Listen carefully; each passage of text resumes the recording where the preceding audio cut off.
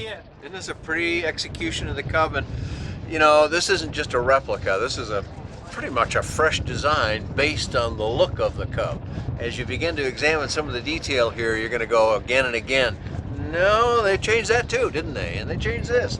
But overall, you'll see just a beautiful execution of this airplane. This is a really finished off, nice hardware, but a lot of other things too. They knew they needed to keep their weight down on this airplane, so they used a lot of carbon fiber components in this airplane. In fact, some people call it the Carbon Cub.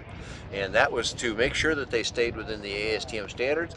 Took them a lot of extra work, cost them extra money, but when they got done, this one meets the standards right on the money and looks good at the same time. That's not easy. And they were using one of those aircraft engines on the front. Yeah, they got a regular old aircraft engine on it. It's called a Continental, and that's what's always been on the Cubs, and that's what's always been on the Sport Cub as well. It's one of our market leaders. I believe they're in about the number 6 position or something like that, and they sold a whole bunch of these things. And when we get a chance to look inside the airplane here, you'll see just how well this one's done. It really finished off nice, Dan. You know, it does look like a Cub, but it's really a lot more than a Cub. And I'm sure the folks at Cubcrafters who build this thing, who also make a Part 23 version of the Cub called the Top Cub. So this is a company that knows how to do it right and has done so again in this airplane here. Just everywhere you look, from the fittings on the base of the joystick here to the floor panels, if you can see that, it's a nicely fitted, that's a plastic component down there, but it's just all finished off beautifully. This lovely curvature to the panel. It's just minor things, the accent behind the knobs and so forth, the color coordination, just almost everything about it just speaks quality. And you pay a little more for that, perhaps, but you get what you pay for. And this is another example of that. Very conventional. Here's a tail dragger airplane. So you've got front and rear joystick in the airplane. You've got, in this aircraft, they don't use the heel brakes. They use a regular conventional toe brake because it's a tail wheel airplane. You need to be able to steer it better. But it's got a breakaway tail wheel, so it'll really spin tight once you lock up one wheel in a tight maneuvering situation. And this one is flown from the front seat as well, unlike the old-fashioned Cub where you had to sit in the back if you flew solo.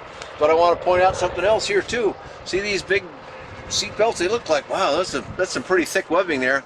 Not only does it have that, this has the inflatable seat belts in them, so that in the event of some sort of a forward collision, those seat belts inflate, give you an airbag basically inside an airplane. Very nice feature and a nice extra item that they add to this airplane that goes along with the whole finish.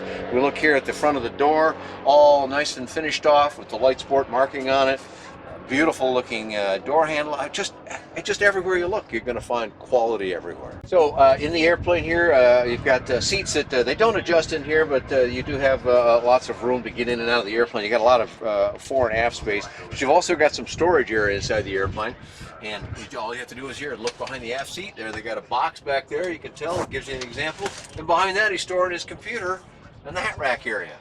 Then as we come back up here to the front again, we again just see nice fittings everywhere.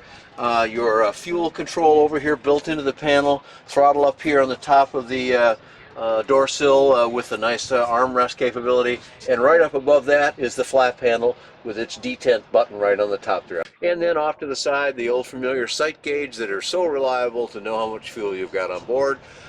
Nice open skylight all the way, and one other feature here, I don't know if you can get your camera in that far, but it's got some air vents up on top. That's not normally where you see them, but it makes sure that the person sitting in the back's got lots of airflow to make them nice and comfortable. So on the panel here, we talked about how it's just nicely executed for visual appearance. This one here has got sort of the 6-pack split on the other side of the Garmin 496 GPS and the radio stack. They do offer electronic components if you want those kind of things as well, but for an awful lot of pilots flying this kind of airplane, analog is where it's at. What kind of performance should we get out of this airplane, huh? Well, you know, it's not too bad. They're not meant to be a high-performance cruiser. This is more of a utility airplane that can land out in all kinds of conditions. But it'll do about 111 miles an hour, I'm told. And it'll slow down real well with these gigantic flaps. Let me look at these things for you here, Dave. We'll pull those flaps down, and you talk about your barn door flap. That's all the way down, and that's going to slow you down quite a bit. But, you know, that goes hand in glove with the high lift wing that's always been on the Cub that just makes them a joyful airplane to fly. And probably a great little float plane. I'm sure on floats this would just be a sweetheart.